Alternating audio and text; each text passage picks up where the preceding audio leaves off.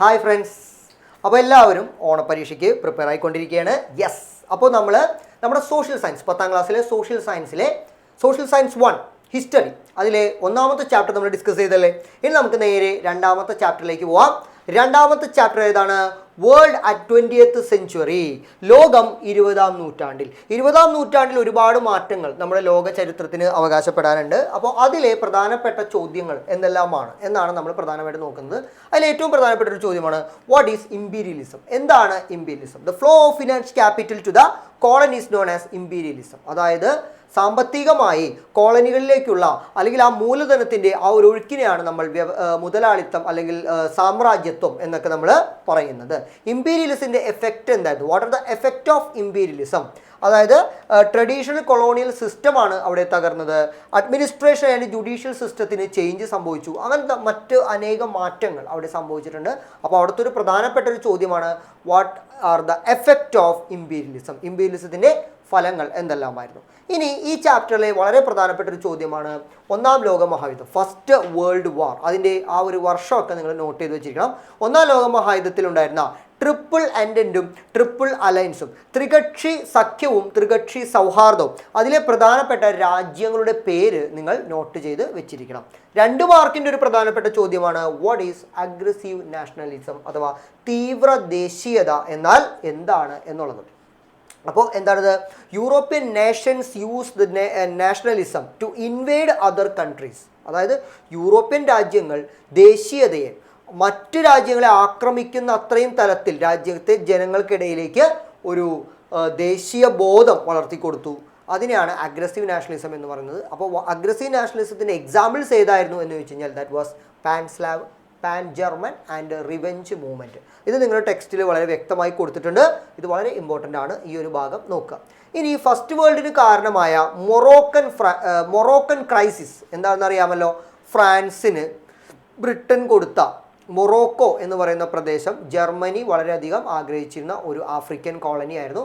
ആ കോളനി കിട്ടുന്നതിന് വേണ്ടി ജർമ്മനി മൊറോക്കോയിലേക്ക് ബാറ്റിൽ ഷിപ്പ് അയക്കുകയും അതിനെ രമ്യതപ്പെടുത്തുന്നതിന് വേണ്ടി ഫ്രാൻസ് കോങ്കോ എന്ന് പറയുന്ന മറ്റൊരു കോളനി ജർമ്മനിക്ക് കൊടുത്തെങ്കിലും അവിടെ ഫ്രാൻസും ജർമ്മനിയും തമ്മിലുള്ള ശത്രുത ഇരട്ടിക്കുകയാണ് ചെയ്തത്. ഇത് ഒന്നാം ലോക മഹായുദ്ധത്തിലുണ്ടായ ഒരു പ്രധാനപ്പെട്ട കാരണമാണ്. മറ്റൊരു കാരണമാണ് Balkan crisis.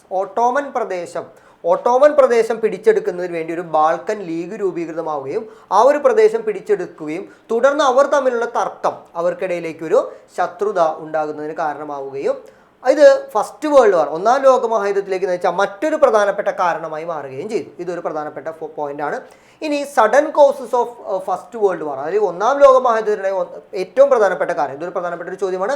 What are the sudden causes of First World വാർ?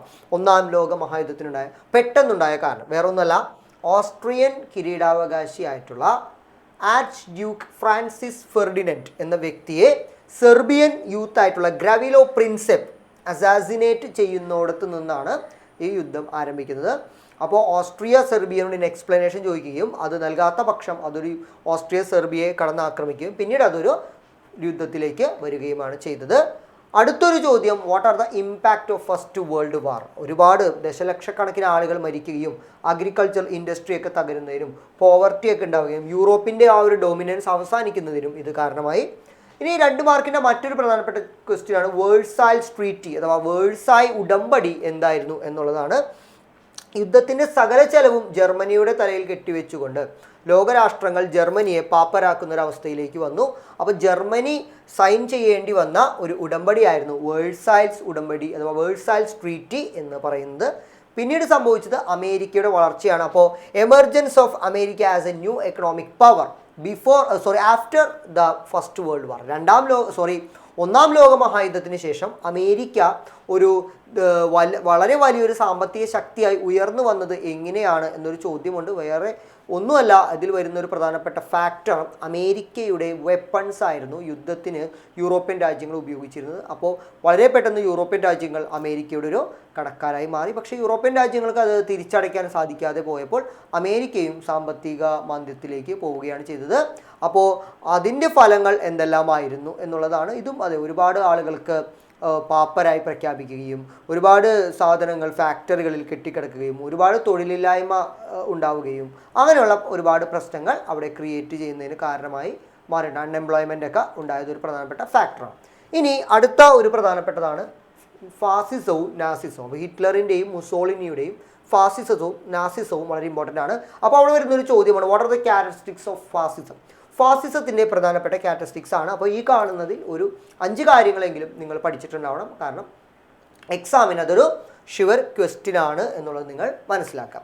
ഇനി അടുത്തത്, എന്തുകൊണ്ട് മുസോളിനി ഇറ്റലിയിൽ അധികാരത്തിൽ വന്നു എന്നുള്ളതാണ്. അത് ഫസ്റ്റ് വേൾഡ് വാറോട് കൂടിയിട്ട് ഇറ്റലിയും തകർന്നടിയുകയാണ് ചെയ്തത്. അപ്പോൾ അൺഎംപ്ലോയ്മെൻറ്റ്, തൊഴിലില്ലായ്മ കാര്യങ്ങളൊക്കെ വളർന്നു വരികയും രാജ്യം ഒരു സോഷ്യലിസത്തിലേക്ക് പോകുമോ എന്ന് ഇറ്റലിയിലെ മുതലാളിമാർ പേടിക്കുകയും ചെയ്തപ്പോഴാണ് മുസോളിനി എന്ന് പറയുന്ന ഒരു നേതാവ് സോഷ്യലിസത്തെ എതിർത്തുകൊണ്ട് രാജ്യത്തേക്ക് കടന്നു വരികയും അദ്ദേഹത്തെ വളർത്തി ഇറ്റലിയുടെ നേതാവാക്കി മാറ്റുകയുമാണ് ചെയ്തത്.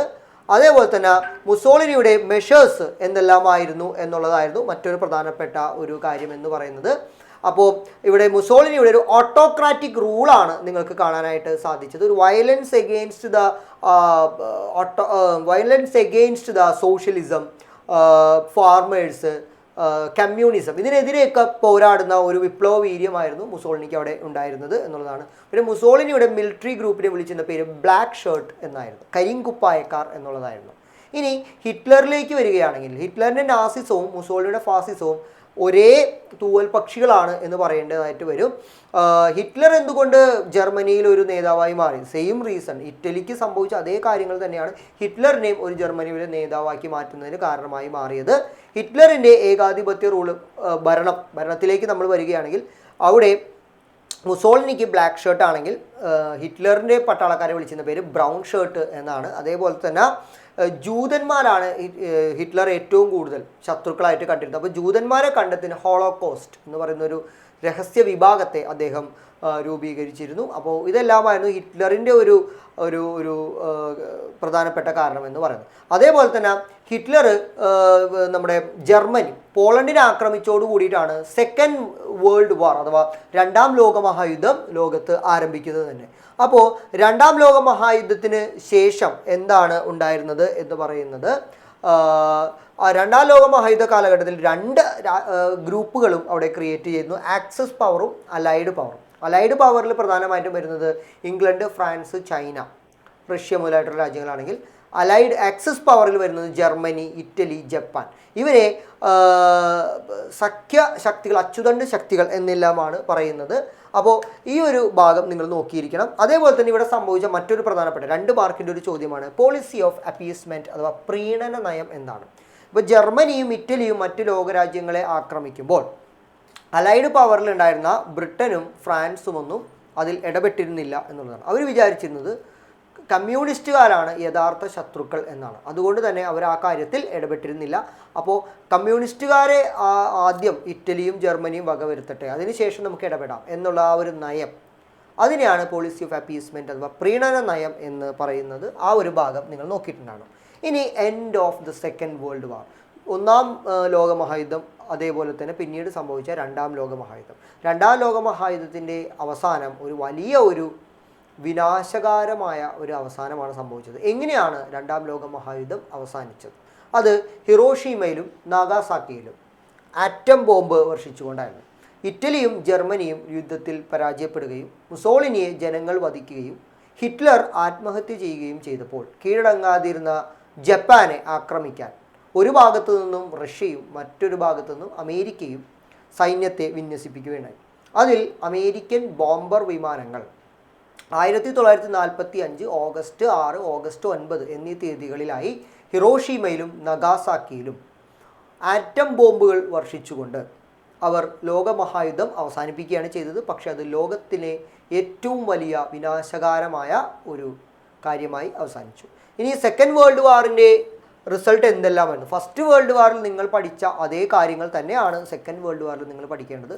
ഫസ്റ്റ് വേൾഡ് വാറിൽ പഠിച്ച പോലെ തന്നെ 10,000-കണക്കിന് അല്ലെങ്കിൽ ദശലക്ഷക്കണക്കിന് ആളുകളാണ് മരണപ്പെടുകയും അല്ലെങ്കിൽ ഇഞ്ചുവേർഡ് ആവുകയും, അതായത് പരിക്കേൽക്കുകയും ചെയ്തിട്ടുള്ളത്. പിന്നെ അവിടെ പറയുന്ന ഒരു പുതിയൊരു കാര്യം UNOയുടെ ഫോർമേഷനാണ്, ഐക്യരാഷ്ട്രസഭയുടെ രൂപീകരണമാണ് അവിടെ സംഭവിച്ചിരുന്നത്. ഐക്യരാഷ്ട്രസഭയുടെ ഹെഡ് ക്വാർട്ടേഴ്സ് ന്യൂയോർക്കിലാണ്. 1945 അത് രൂപീകരിച്ചത്. ഇന്ത്യ അടക്കമുള്ള അംഗരാജ്യങ്ങളുള്ള ഒരു വലിയ ഓർഗനൈസേഷനാണ് യുണൈറ്റഡ് നേഷൻസ് ഓർഗനൈസേഷൻ എന്ന് പറയുന്നത്.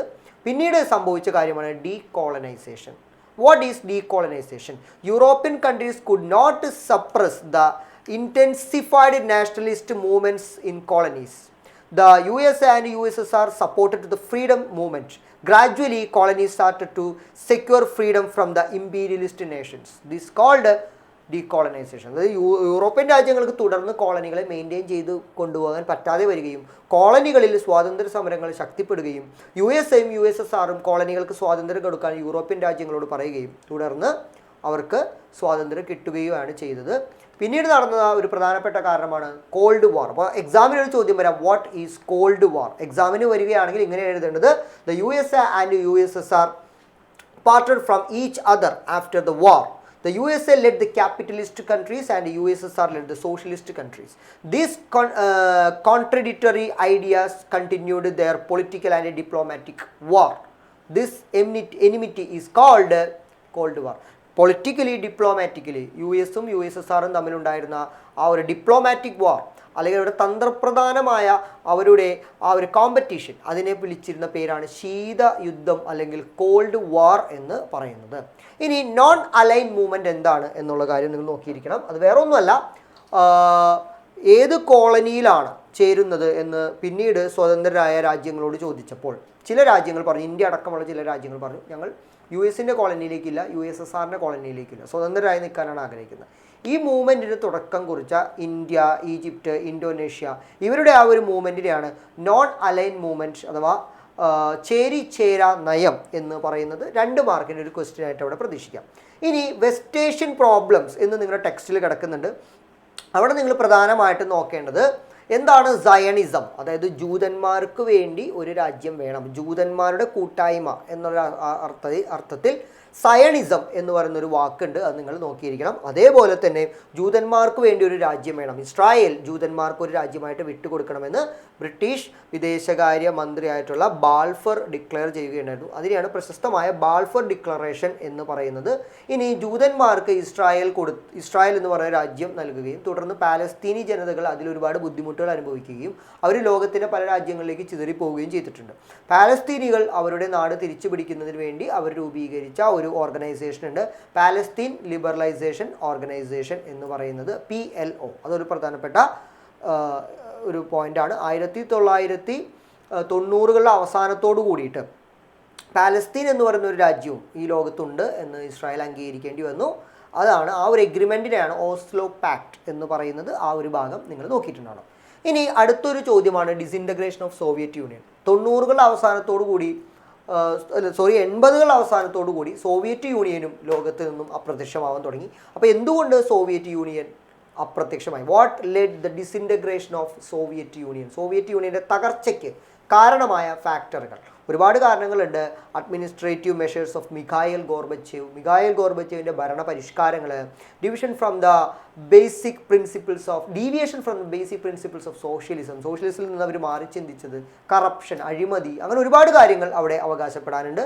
ഇനി അടുത്തത് യൂണിപോളർ world of America and American strategies. America ഒരു ഏകപക്ഷീയമായ രാജ്യമായി ലോകത്ത് വളർന്നു വരികയും അവർ ഗ്ലോബൽ പവറായി മാറുകയും ചെയ്തതിനെക്കുറിച്ച് നിങ്ങൾ എഴുതേണ്ടി വരും. ഒരു പക്ഷേ അതൊരു 3 മാർക്കിനുള്ളൊരു ചോദ്യമായിരിക്കാം. ഇനി അടുത്തത് നിയോ ഇമ്പീരിയലിസം എന്ന് പറയുന്നതാണ്. നിയോ ഇമ്പീരിയലിസം എന്നതിനേക്കാൾ ഉപരി നിയോ ഇമ്പീരിയലിസത്തിൻ്റെ റിസൾട്ടായിട്ടുള്ള ലിബറലൈസേഷൻ, പ്രൈവറ്റൈസേഷൻ ആൻഡ് ഗ്ലോബലൈസേഷൻ നിങ്ങൾ നോക്കിയിട്ടുണ്ടാകണം. അതായത് ആഗോളവൽക്കരണം, സ്വകാര്യവൽക്കരണം, ഉദാരവൽക്കരണം എന്നീ കാര്യങ്ങൾ നിങ്ങൾ നോക്കിയിട്ടുണ്ടാകണം. അപ്പോൾ ഇത്രയും കാര്യങ്ങളാണ് 2ാമത്തെ ചാപ്റ്ററിൽ പ്രധാനമായിട്ടുള്ള ചോദ്യങ്ങളായിട്ട് വരുന്നത്. അപ്പോൾ ഈ കാര്യങ്ങളെല്ലാം നന്നായി നിങ്ങൾ പഠിച്ചിട്ട് വേണം എക്സാമിന് പോകാനായിട്ട്. അപ്പോൾ എല്ലാ കുഞ്ഞുമക്കൾക്കും ഓൾ ദ ബെസ്റ്റ്.